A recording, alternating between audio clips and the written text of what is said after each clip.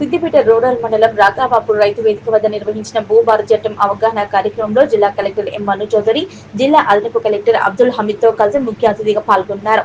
ముందుగా భూభారతి చట్టంలో వివిధ అంశాలను జిల్లా అదనపు కలెక్టర్ రైతులకు, ప్రజలకు పవర్ పాయింట్ ప్రజెంటేషన్ ద్వారా వివరించారు.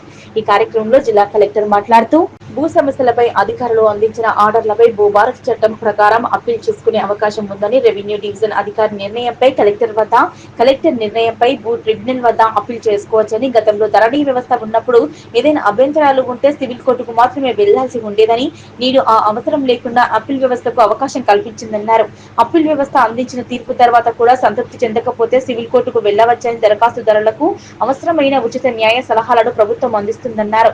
వారసత్వం లేదా వీలునామా ద్వారా భూమిపై హక్కును సంక్రమిస్తే తహసీల్దార్ విచారణ జరిపి హక్కుల రికార్డులో మ్యూటేషన్ చేస్తారని, నిర్ణీత గడువులోగా పూర్తి చేసుకునే ఆటోమేటిక్ గా మ్యూటేషన్ జరుగుతుందన్నారు. ఈ కార్యక్రమంలో రెవెన్యూ డివిజన్ అధికారి సదానందం, జెడ్పీసీఈఓ రమేష్, తహసీల్దార్ వెంకటేష్, మండల రైతులు, సంబంధిత అధికారులు పాల్గొన్నారు. రిజిస్ట్రేషన్ ఏ విధంగా చేయాలో ఉన్నారు.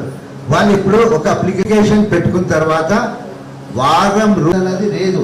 కానీ ఇప్పుడు ఈ భూభారతి చట్టంలో రికార్డులు ఏ విధంగా మార్పిడి చేయడం జరిగిందో దాన్ని అన్ని విధాలు ఆర్డర్ కూడా చాలా ఒక వెంకటేశ్వర స్వామి దేవాలయం భూములు ఉన్నాయి, కానీ దాని యొక్క వివరాలు మన దగ్గర లేవు.